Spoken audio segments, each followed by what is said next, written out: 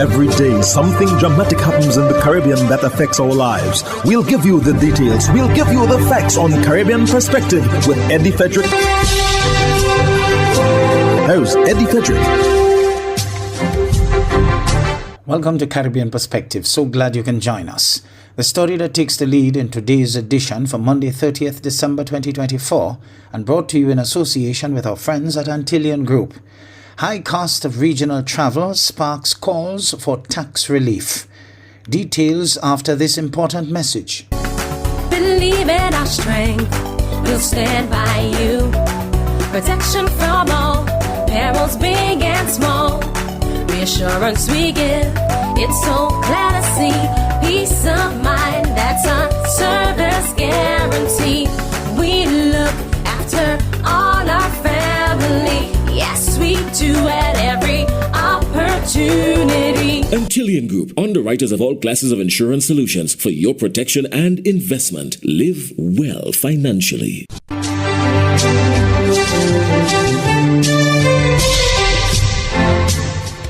Welcome back. The soaring cost of intra-regional travel in the Caribbean has sparked calls for lower fees and taxes to make flights more affordable. Liat's CEO Hafsa Abdullah Sam and pilot Sylvanus Ernest both emphasize the urgent need for regional governments to reduce these burdensome taxes, warning that if left unaddressed, they could threaten the survival of airlines and negatively affect tourism-driven economies. Miriam Montoute of the DBS News World reports. The cost of intra-regional travel in the Caribbean region has long been debated as being too high. Recently, Hafsa Abdul Salam, the Liat 20 CEO, stated there is a need to reduce regional travel fees and taxes to lower the cost of regional travel. In one case, the CEO stated that the taxes and fees triple the cost of the airline's airfare to a particular destination.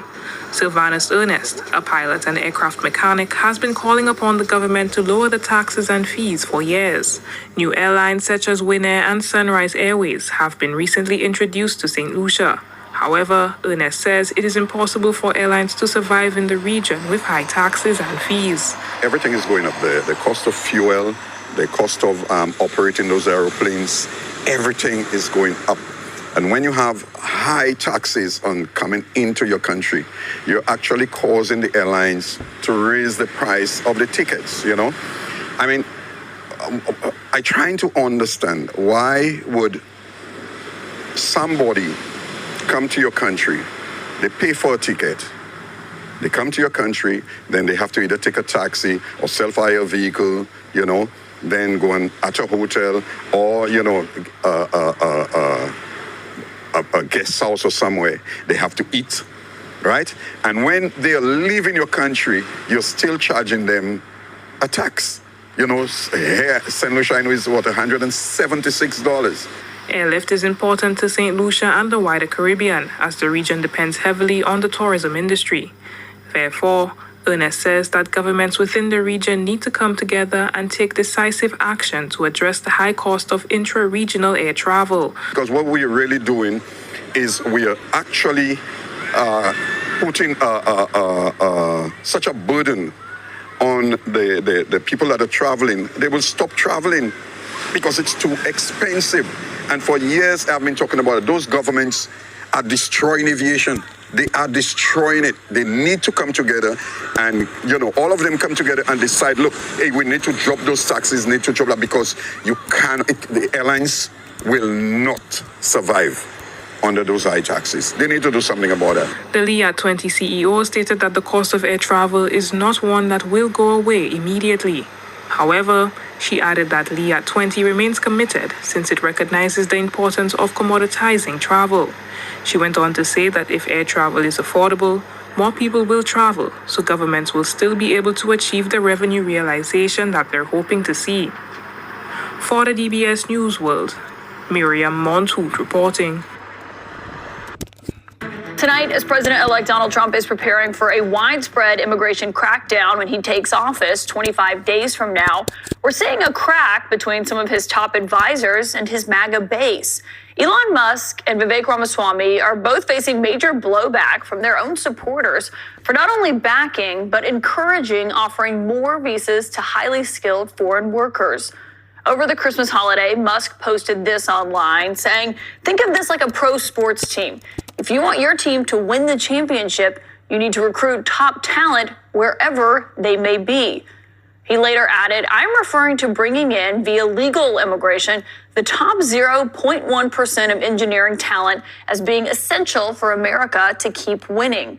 He's talking about H-1B visas, which allow employers to hire highly skilled foreign workers. 3 people are assisting police officers of the Matura police station in Trinidad and Tobago with inquiries following their arrest during an anti-crime exercise in the district. This TTT News item has more. Police seized 2 firearms, an AR McKinney rifle with a magazine and 40 rounds of 5.56 ammunition, a 9mm pistol with a magazine and 35 rounds of 9mm ammunition, camouflage clothing, 1 grinder and other items of evidential value following an anti-crime exercise. According to police, a salesman and 2 lorrymen were conducting sales and upon reaching the Togo Main Road, observed 2 men in camouflage clothing with ski masks and firearms standing in the roadway. One of the suspects signaled the driver to stop the vehicle. The driver complied, and a suspect demanded that he switch off the vehicle and hand over the key to the vault. The victims were then directed to lie on the roadway while another suspect attempted to access the safe with a grinder. The driver was relieved of $300. The suspects then fled the scene in a Toyota Hilux. Following reports to police, a white Toyota Hilux was found along Togo Main Road, Balandra. The 3 occupants of the vehicle were detained and the firearms, ammunition and clothing were seized. Ayana Carter, TTT News. You're listening to Caribbean Perspective with Eddie Frederick in association with our friends at Antillian Group, underwriters of all classes of insurance solutions for your protection and investment. Live well financially. Prakash Ramadar has admitted that his appointment as interim leader of the Congress of the People, COP, was not done in accordance with the party's constitution. However, he says the document hasn't been upheld in years. In fact, Ramadar says the structures aren't even in place to abide by the document. His interim leadership is being challenged by long-standing party member Wendell Eversley. CNC3's Akash Samaru has more. Brandishing the COP's constitution outside the Red House today, Wendell Eversley said former leader Kurt Sinnett did not follow the party's rules when appointing Prakash Ramadar as the interim leader. You cannot resign as a interim political leader and then appoint somebody as a political leader. Eversley told CNC3 News he is a deputy leader of the party and said the Constitution explicitly states that only the National Council can appoint an interim leader from the current pool of deputy leaders. But Prakash Ramadar says he was in fact appointed deputy leader moments before Sinnett resigned. He did admit to CNC3 News his appointment did not follow constitutional protocol, but he says it's been years since anyone in the COP abided by that document. He should be asked when last was any of it obeyed. When was the last election in the party? When was it that they had a quorum, even for national executive, to make decisions on behalf of the party? When was it that they called and successfully had a quorum for national council? Ramadar says there isn't even a functioning national council to even adhere to the constitutional requirement. Now, when asked for the names of the current executive, Eversley could only name himself and the chairman, Lonsdale Williams. Meanwhile, Ramadar alleges Eversley was dismissed as deputy leader by Sinnett. But the plot thickened when Eversley hinted at a sinister reason for Ramadar recently requesting details on the party's operations. Is it that he wants the report of various secretaries to take to the UNC? However, Ramadar took great offense to that. What a clown to suggest that.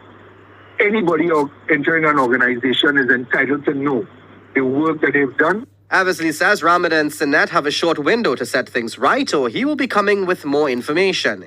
Meanwhile, Ramada says the COP is working diligently to remove any doubts about the party's leadership. Akash Samaru, CNC3 News. Heads must roll in treating with the crime situation in Trinidad and Tobago. This from head of the Tobago Business Chamber, Martin George, who is calling on the authorities to stop playing the blame game.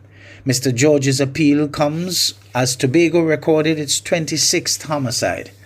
Elizabeth Williams of TV6 News has more. Despite the best efforts to make this a joyous season, there is a certain darkness that is hanging over the nation and lingering persistently in certain corners of our society. We've passed the grim milestone of 600 murders in the country. Tobago has seen its record high rate of now 26 murders. Mr. George said the crime situation in the country is appalling and the authorities need to do some introspection as 2025 approaches. His call comes as 21-year-old Zachary Lindo was shot dead in Bacalet by gunmen. He would have celebrated his 22nd birthday on Boxing Day. These statistics are appalling and galling. And we of the Tobago Business Chamber continue to pledge our support for the TTPS and the executive of the THA and the central government of the country in the efforts in the fight against crime. But we ask at this Christmas time that there be some sober, mature, rational introspection by our leaders in government, our leaders in national security, our leaders in the Trinidad and Tobago Police Service, and ask yourselves, are you really getting the job done? George said the Ministry of National Security needs to take a frontal approach where crime is concerned, stop politicizing crime, and stop the blame game. We urge our leaders in the TTPS, in the Ministry of National Security, and in the government for the new year 2025. You cannot keep doing the same things and expecting different results. If changes need to be made, then let's be honest enough and forthright enough and transparent enough to make those changes. If we have to bite the bullet to say, look, let heads roll, then let's do so. And let's stop with the politicking of crime and making it a political football and the endless blame game and finger pointing. He said the fabric of the nation is being torn apart in this bloody mayhem. Elizabeth Williams, TV6 News. In Jamaica, suspect confesses to murder of veteran journalist Barbara Gale. TVJ News has more. Travis Ellis, the man charged for the murder of retired journalist Barbara Gale, has confessed to the killing. Ellis reportedly made the confession while giving a caution statement to CIB detectives on Tuesday. Our news center was informed that he told investigators that he killed the veteran journalist for her GLE 180 Mercedes-Benz motor vehicle. It was parked in her yard at the Caymanas Country Club estate in St. Catherine. He said he had planned to sell the vehicle. Ellis has been charged with murder and robbery with aggravation. He's scheduled to appear before the St. Catherine Parish Court next week. Ms. Gale was found dead at her residence on December 17.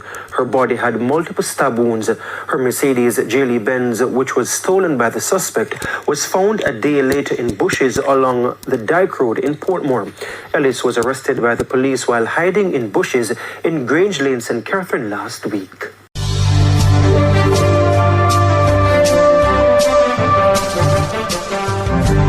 I am Eddie Frederick. This has been Caribbean Perspective, a whole new approach to highlighting developments in the Caribbean. In the meantime, please follow us on Facebook and subscribe to our YouTube channel for daily regional news and more, in association with our friends at Antillian Group. Believe in our strength, we'll stand by you. Protection from all perils big and small.